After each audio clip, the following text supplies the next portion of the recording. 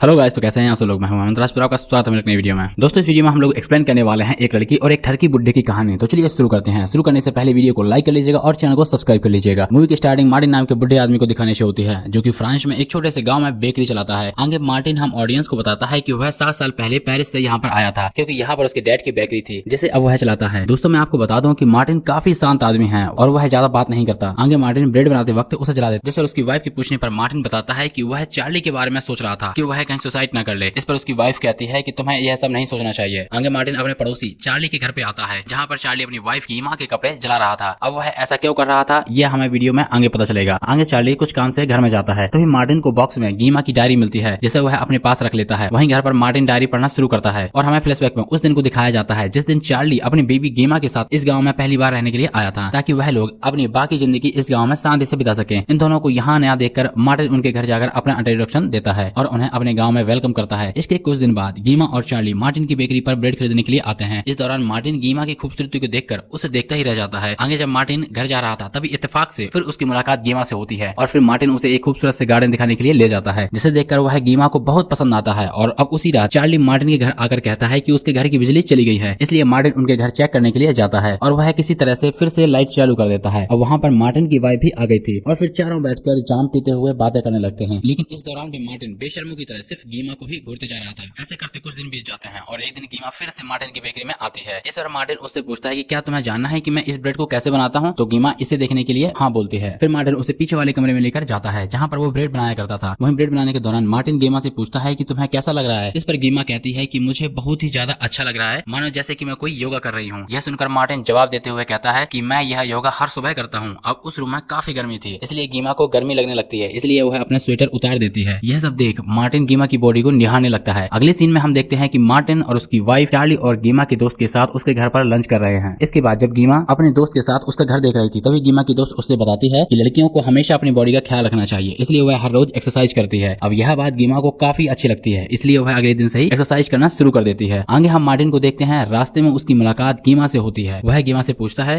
कि वह पिछले काफी दिनों से ब्रेड खरीदने के लिए क्यों नहीं आ रही है। इस पर गीमा कहती है कि वह डाइटिंग में है, इसलिए कुछ दिनों से उसने ब्रेड खाना बंद कर दिया है। आगे जब बात खत्म करके गीमा वहां से जा रही थी, तब अचानक से उसकी पीठ में कीड़ा काट लेता है। इससे गीमा को काफी दर्द होने लगता है, इसलिए वह जोर से चिल्लाकर मार्टिन को अपने पास बुलाती है और उससे कहती है कि उसके पीठ में किसी कीड़े ने काट लिया है। फिर मार्टिन गीमा की पीठ चेक करता है और उससे कहता है कि तुम्हें एक जहरीले कीड़े ने काटा है, इसलिए उसके जहर को चूस कर बाहर निकालना होगा। यह सुन गीमा मार्टिन को ऐसा करने के लिए कहती है और फिर मार्टिन चूस कर जहर को बाहर निकालने लगता है। उतने में ही वहाँ पर हर्ब नाम का लड़का आ जाता है और मार्टिन को ऐसा करते हुए देख उससे पूछता है कि यहाँ पर क्या चल रहा है। फिर मार्टिन उसे सिचुएशन समझाने वाला था कि तभी गीमा नीचे गिरकर बेहोश हो जाती है। यह देखकर हर्ब और मार्टिन तुरंत उसे हॉस्पिटल लेकर जाते हैं, जहाँ पर डॉक्टर गीमा को इंजेक्शन लगाकर कहते हैं कि अब घबराने की कोई बात नहीं है। वहीं घर वापस आते हुए गीमा मार्टिन के कंधे पर सर रखकर सो जाती है, जिससे मार्टिन काफी ज्यादा खुश हो जाता है और उसे लगने लगता है कि गीमा भी उसे पसंद करती है। अगले सीन में मार्टिन जब अपनी शॉप के बाहर खड़ा होकर स्मोकिंग कर रहा था, तभी मार्टिन गीमा और हर्ब को बात करते हुए देखता है। मार्टिन उन्हें देखकर अंदाजा लगाता है कि हर्ब गीमा की तबीयत के बारे में पूछ रहा होगा, लेकिन फिर बाद में वह सोचता है कि इन दोनों का एक दिन जरूर अफेयर होने वाला है। आगे जब गीमा सुपरमार्केट में वाइन खरीद रही थी, तभी एक बार फिर उसकी मुलाकात हर्ब से होती है। हर्ब गीमा को उसकी फेवरेट वाइन बताता है और गीमा वही वाइन खरीद लेती है। आगे हम मार्टिन को देखते हैं, जो कि ब्रेड की डिलीवरी करके वापस जा रहा था, पर तभी वह गीमा को कहीं पर जाते हुए देखता है, इसलिए वह रुककर उसे देखने लगता है। जिसके थोड़ी देर बाद गीमा हर्ब के घर के अंदर चली जाती है। अब मार्टिन को यह देखकर काफी टेंशन होने लगती है कि आखिर गीमा अकेले हर्ब के घर क्यों गई होगी। वह इस चीज को लेकर काफी गलत बात सोचने लगता है, लेकिन फिर वह यह सोचकर शांत हो जाता है कि गीमा हर्ब के साथ ड्रिंक करने के लिए गई होगी। लेकिन उसकी यह बात गलत साबित होती है, क्योंकि उसी रात जब वह गीमा के घर पर डिनर करने के लिए जाता है, तो वह गीमा के गले पर एक हिकी देखता है, जिससे वह समझ जाता है कि हर्ब और गीमा के बीच आज क्या हुआ होगा। इन सबसे मार्टिन को बहुत बुरा लगता है, क्योंकि हर्ब की जगह वह खुद होना चाहता था। अगले दिन मार्टिन हर्ब को देखता है, जो कि काफी टेंशन में नजर आ रहा था, इसलिए मार्टिन उसके पास जाकर पूछता है कि क्या बात है। यह सुनकर हर्ब कहता है कि वह पढ़ाई में बिल्कुल भी कंसंट्रेट नहीं कर पा रहा है। इस पर मार्टिन उसे सुझाव देता है कि उसे अपनी गर्लफ्रेंड को अपने पास बुला लेना चाहिए, क्योंकि वह इसमें उसकी मदद कर सकती है। अब इसके थोड़ी देर बाद मार्टिन गीमा को कहीं पर जाते हुए देखता है और कुछ देर बाद हम ऑडियंस देखते हैं कि गीमा हर्ब के साथ उसके घर पर मजे कर रही है, जिससे यह बात साबित हो जाती है कि गीमा का सच में हर्ब के साथ अफेयर चल रहा है। ऐसा ही करके कुछ दिन बीत जाते हैं। तो दोस्तों, आगे कहानी से पहले अगर आपने चैनल को सब्सक्राइब नहीं किया किया तो चैनल को सब्सक्राइब कर लीजिएगा। तो चलिए सुनते हैं आगे की कहानी। और इन दिनों में मार्टिन सिर्फ कीमा के बारे में ही सोच रहा था। एक दिन कीमा काफी खुश होकर मार्टिन की बेकरी में आती है। वहाँ वह मार्टिन को बताती है कि चार्ली कुछ दिनों के लिए लंदन गया है। आगे कीमा कुछ ब्रेड खरीदती है, लेकिन जाते हुए वह एक ब्रेड वहीं पर भूल जाती है। तो मार्टिन बाद में वो ब्रेड उसे देने के लिए उसके घर जाता है। उसके घर के अंदर से कुछ आवाजें सुनाई देती हैं। दरअसल घर के अंदर कीमा हर्व के साथ थी। आगे मार्टिन खिड़की से उन दोनों की बातें सुनता है। वह दोनों एक दूसरे को आई लव यू बोल रहे थे, जिसे सुनकर मार्टिन को काफी ज्यादा गुस्सा आ जाता है। इसके बाद अगले दिन कीमा फिर से हर्व के घर जाती है। वहाँ गलती से उनके हाथों से हर्व की मॉम की एक काफी कीमती मूर्ति टूट जाती है, जिस पर कीमा कहती है कि वह इसे चार्ली से ठीक करवा देगी। आगे वहाँ से जाने से पहले कीमा हर्व से कहती है कि हम दोनों को भाग के लंदन चले जाना चाहिए, और हर्व भी इस बात के लिए राजी हो जाता है। अगले सीन में कीमा को एक लेटर मिलता है, जिसे पढ़ने के बाद वह हर्व के घर जाने के लिए निकलती है। इधर हर्व की मॉम वापस आ गई थी और मूर्ति न मिलने की वजह से वह मूर्ति के बारे में हर्व से पूछती है। इस पर हर्व कहता है कि मूर्ति पर कुछ स्क्रैच आ गए थे, इसलिए उसने पास ही में एक इंग्लिशमैन को उसे रिपेयर करने के लिए दिया है। इधर कीमा हर्व से मिलने उसके घर आ ही रही थी कि तभी उसे हर्व का मैसेज आता है, और इसमें लिखा हुआ था कि वह उसके साथ लंदन नहीं जा सकता है। यह सुनकर कीमा को बहुत ज्यादा बुरा लगता है और वह रोते हुए घर वापस लौट जाती है। आगे हर्व की मॉम चार्ली के पास आकर अपनी मूर्ति मांगते हुए कहती है कि मेरे बेटे हर्व ने तुम्हें मेरी मूर्ति रिपेयर करने के लिए दी थी। इस पर चार्ली मना करते हुए कहता है कि उसे किसी ने कोई मूर्ति रिपेयर करने के लिए नहीं दिया। इसे सुनकर हर्व की मॉम गुस्से में वहाँ से चली जाती है। इसके बाद रात में चार्ली मूर्ति के बारे में गीमा से पूछता है, जिस पर गीमा मना कर देती है। साथ ही में हम यहाँ पर यह भी देखते हैं कि वह चार्ली को कुछ बताना चाह रही थी, लेकिन वह चार्ली को नहीं बता पाती। यह देखकर हम समझ पाते हैं कि गीमा चार्ली को अपने अफेयर के बारे में बताना चाहती थी, पर यहाँ पर पहले ही चार्ली को इस बात का अंदाजा हो जाता है, क्योंकि गीमा काफी दिनों से उस पर ध्यान नहीं दे रही थी। इसलिए वह कुछ दिनों के लिए लंदन चला जाता है। अब गीमा खुद को अकेला पाती है, जिससे उसे बहुत ज्यादा दुख होता है। अगले दिन मार्टिन जब रास्ते से जा रहा था, तब उसे गीमा का कुत्ता मिलता है, इसलिए वह उस कुत्ते को लेकर गीमा के घर पर आ जाता है। घर पर गीमा उसे एक लेटर पढ़ने के लिए देती है, क्योंकि फ्रेंच में लिखा हुआ था। उस लेटर में हर्व की मॉम मूर्ति के बारे में पूछ रही थी, क्योंकि उसे लगता था कि चार्ली के पास है। आगे गीमा मार्टिन को इस लेटर का जवाब लिखवाने के लिए कहती है, लेकिन मार्टिन कहता है कि वह 1-2 दिन में लिखकर दे देगा। अब इसके कुछ दिनों के बाद गीमा की मुलाकात उसके एक्स बॉयफ्रेंड पैट्रिक से होती है, और अगले सीन में मार्टिन उन दोनों को रास्ते पर किस करते हुए देखता है, जिसे देखकर मार्टिन के पैरों तले जमीन खिसक जाती है और उसे लगने लगता है कि गीमा एक कैरेक्टरलेस लड़की है। इसके बाद जब गीमा और पैट्रिक रेस्टोरेंट में थे, तभी गीमा को एहसास होता है कि वह गलत कर रही है। इसलिए वह पैट्रिक को कहती है कि जो कुछ हमारे बीच हुआ है, क्योंकि मैं अभी भी अपने पति चार्ली से बहुत प्यार करती हूँ। वहीं घर आने पर गीमा चार्ली को कॉल करके कहती है कि वह उसे काफी प्यार करती है और उसके बिना नहीं रह सकती। यह सुनकर चार्ली इमोशनल हो जाता है और वो वापस गीमा के पास आने के लिए निकलता है। आगे जब गीमा मार्टिन से बात कर रही थी, तब उसे पता चलता है कि मार्टिन ने ही हर्व के नाम का लेटर उसे भेजा था। तब वह मार्टिन से उसके बारे में पूछती है। इस पर मार्टिन बताता है कि उसे उसकी फिक्र हो रही थी कि कहीं वह अपने आप को कुछ कर न ले, इसी वजह से उसे ऐसा करना पड़ा। क्योंकि मार्टिन के इरादे अच्छे थे, इसलिए गीमा उस पर गुस्सा नहीं करती, बल्कि उसे एक किस देकर गुड बाय बोलती है। फिर मार्टिन के जाने के बाद पैट्रिक गीमा के घर पर आता है, और जब वह दोनों घर में अकेले थे, तभी बाहर चार्ली भी वापस आ जाता है। फिर चार्ली के घर के अंदर जाते ही वह तुरंत बाहर आकर मार्टिन को जोर जोर से हेल्प के लिए बुलाता है। जब मार्टिन घर के अंदर जाकर देखता है, तो उसे वहाँ पर गीमा मरी हुई दिखती है, जिसे देखकर वह बहुत ही ज्यादा शॉक हो जाता है और पुलिस को बुलाया जाता है, जो कि गीमा की बॉडी को पोस्टमार्टम के लिए भेजते हैं। उसी रात पोस्टमार्टम का रिपोर्ट आता है, तो मार्टिन को डॉक्टर से पता चलता है कि गीमा की मौत गले में ब्रेड फंसने से हुई थी। यही बात अगले दिन मार्टिन फ्यूनरल में चार्ली को बताता है, जिस पर चार्ली कहता है कि गीमा की मौत उसकी वजह से हुई है, क्योंकि जब वह घर में गया था, तब उसने पैट्रिक को गीमा के पीछे से धक्का मारते हुए देखा था, जिसे देखकर उसे लगा कि पैट्रिक गीमा के साथ जबरदस्ती कर रहा है, इसलिए वह उसके साथ लड़ने लगा। तभी पैट्रिक वहां आकर उन्हें बताता है कि जब गीमा ब्रेड खा रही थी, तब वह उसे पीछे से किस कर रहा था, जिसके दौरान उसे गले में ब्रेड फंस गया, और जब वह उसे निकालने की कोशिश कर रहा था, तभी चार्ली वहां पर आ गया और फिर गलतफहमी के कारण उन दोनों की लड़ाई हो गई। लड़ाई में वह दोनों इतने बिजी हो गए कि उन्हें गीमा का ख्याल ही नहीं आया। इस वजह से गीमा की दम घुटकर मौत हो गई। अब यहीं पर फ्लैशबैक खत्म होता है और हम प्रेजेंट में देखते हैं कि मार्टिन का बेटा उसे आकर कहता है कि हमारे पड़ोस में एक रशियन कपल रहने के लिए आए हैं। यह सुनकर मार्टिन तुरंत उनसे मिलने के लिए जाता है और इसी के साथ हमारी यह शानदार मूवी एंड हो जाती है।